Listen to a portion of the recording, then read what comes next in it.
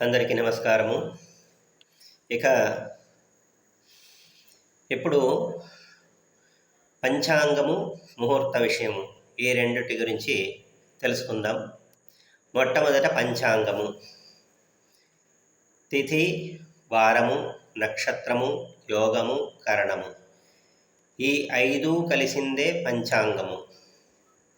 కానీ మనలో చాలామంది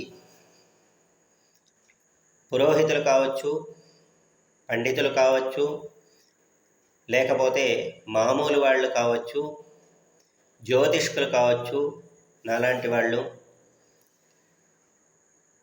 ఈ 5లో కొన్నింటిని వదిలేస్తున్నాం. చాలా మటుకు తిథి చూసుకుంటున్నాం. దశమి, సప్తమి, పంచమి, ఇది బాగుంది. ఇది చాలా తప్పు. వారములో ఇప్పుడు మనకి అన్నిటికీ అందుబాటులో ఉండేది ఏమంటే ఆదివారము. కానీ గ్రహములలో సూర్యుడు పాపగ్రహము కాబట్టి ఆదివారము యాక్చువల్గా ముహూర్తాలకు నిషిద్ధం. కానీ ఇప్పుడు ఎందుకు ఆదివారం పెడుతున్నాం? మరి ఇలా నిషిద్ధం అన్నప్పుడు మీరు ఎందుకు పెడుతున్నారు ఆదివారము అంటే, దేశ కాల మాన పరిస్థితులను అనుసరించి మనం కొన్ని నిర్ణయాలు తీసుకుంటాం. ఎప్పుడైనా దేశ కాల మాన పరిస్థితులు అంటే ఒక్కొక్క దేశంలో ఒక్కొక్కటి మంచి చెడు ఉంటుంది. కాలము అప్పుడు కాలానుగుణంగా కొన్ని మార్పులు చేసుకుంటాం. మానము అప్పుడు పరిస్థితుల్ని బట్టి కొన్ని మార్పులు చేసుకుంటాం. ఇలా ఇప్పుడు అందరికీ సెలవు దినం అనేది కావాలి. ఎందుకంటే మనం పెళ్ళి పెట్టుకున్నా, ఇంకో ఫంక్షన్ పెట్టుకున్నా, ఏం పెట్టుకున్నా చాలామంది రావాలి. వస్తేనే మనం హ్యాపీగా ఉంటాం. కాబట్టి మనం సండేని ఎక్కువగా ప్రిఫర్ చేస్తున్నాం. అది తప్పని చెప్పను నేను. సరే, వారము తర్వాత నక్షత్రం చాలామందికి ఏ నక్షత్రం మంచిది, ఏ నక్షత్రం చెడ్డదని తెలియదు. కాబట్టి అది ఎవరు పెద్దగా పట్టించుకోరు. పురోహితులు, జ్యోతిష్కులు తప్ప, పండితులు తప్ప మిగతా వాళ్ళు పట్టించుకోరు. ఇంకా 2 ఉన్నాయి చూడండి, యోగము, కరణము.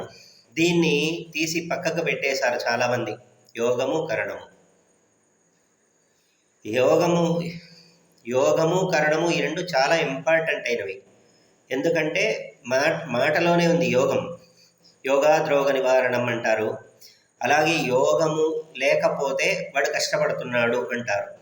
వాడికి మంచి యోగం ఉంది, బాగున్నాడు అంటే యోగము అనే పదములోనే యోగం ఉంది.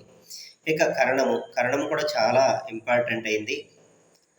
ఎందుకంటే కరణము సరిగ్గా లేకపోతే ఆ కార్యము చెడిపోతుంది. మనము తిథి, వార, నక్షత్రాలను మాత్రం పట్టుకుని ఈ యోగ కరణాలని పక్కకు వదిలేసాం. కానీ దయచేసి ప్రతి ఒక్కరూ కూడా పంచాంగము అంటే ఈ 5 చూడండి.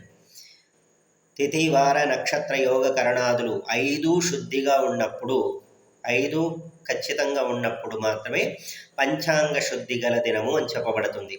పంచాంగ శుద్ధి అని మాటలో మాత్రం చెప్పేస్తాం. పంచాంగ శుద్ధి అంటే 5 శుద్ధి ఉండాలి. ఈ 5 శుద్ధి లేనప్పుడు దానిలో 1 లేకపోయినా కూడా పంచాంగ శుద్ధి కాదు ఆ రోజు. కాబట్టి ఈ పంచాంగ శుద్ధి ఉండే రోజులు నెలకు ఒక 4, 5, 6, 10 వస్తాయి అనుకోండి. ఆ రోజుల్ని మాత్రమే ఫస్ట్ శుభకార్యాలకి ప్రిఫర్ చేయండి. సెకండ్ వన్ ఏమి అంటే, దీనిలో మిగతా డీప్గా ఉండేవి కూడా బాగా చూసుకోవాలి. ఇప్పుడు నా దగ్గర వచ్చేదాల్లో చాలా కేసెస్ భార్యాభర్తల కేసులు వస్తుంది. డైలీ ఒకటైనా వస్తుంది. భార్యాభర్తల సమస్యలు అనేది చాలా ఎక్కువగా ఉంది. దీనికి కారణం ఏమంటే మనం పెట్టే ముహూర్తం. మిగతా అన్నప్రాశనో లేకపోతే అక్షరాభ్యాసమో ఇంకోటో మిగతా అన్ని కార్యాలు, వివాహం తప్ప మిగతా అన్ని కార్యాలకి ముహూర్తం కొంచెం అటు ఇటైనా పర్వాలేదు. దానికి దోష నివారణ చేసుకోవచ్చు. ఇప్పుడు అన్నప్రాశనలో సరైన ముహూర్తం లేదు అంటే తర్వాత వాడు సరిగ్గా తినకపోవడము, ఆరోగ్యంగా లేకపోవడము జరుగుతుంది. దానికి ఏదో ఒక పరిష్కారం చేసుకునేసి, శాంతి చేసుకునేసి చేయొచ్చు. కానీ వివాహం అనేది ఇద్దరి జీవితాలకి మనం పెట్టే ఒక తొలి మెట్టు. ఆ ముహూర్తం అనేది ఇద్దరి జీవితాలు దాని నుంచి బాగుండాలా, చెడిపోవాలా, డైవర్స్ తీసుకోవాలా, హ్యాపీగా కలకాలం ఉండాలా, సంతానం మంచిగా కలగాలి, ఇవన్నీ ఆలోచన చేసి పెళ్లి ముహూర్తం అనేది నిర్ణయిస్తాం. అటువంటి వివాహ ముహూర్తములో కాంప్రమైజ్ వద్దు.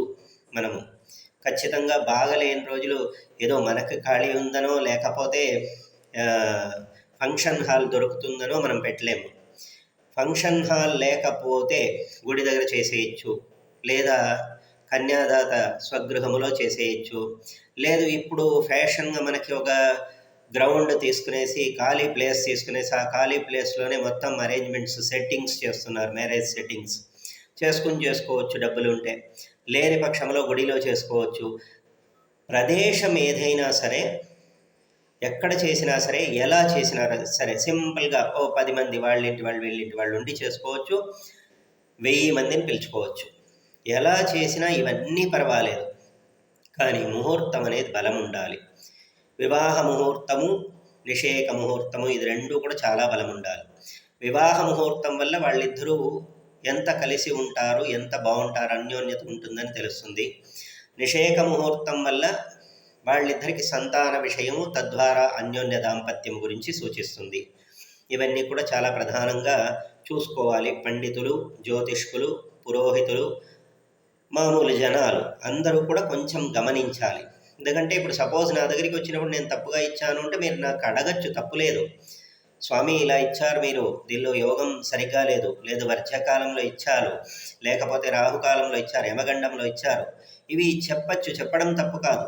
అలా చెప్పినంత మాత్రాన నన్ను నిందించినట్లు కాదు, అవహేళన చేసినట్లు కాదు. నేనైతే అలా అనుకోను. ఎందుకంటే నేను తప్పు చేసినా తప్పే, ఎవరు తప్పు చేసినా తప్పే. సాక్షాత్ బ్రహ్మదేవుడు పెట్టిన ముహూర్తములో కూడా లోపం ఉందంట, శివపురాణంలో చెప్పబడింది.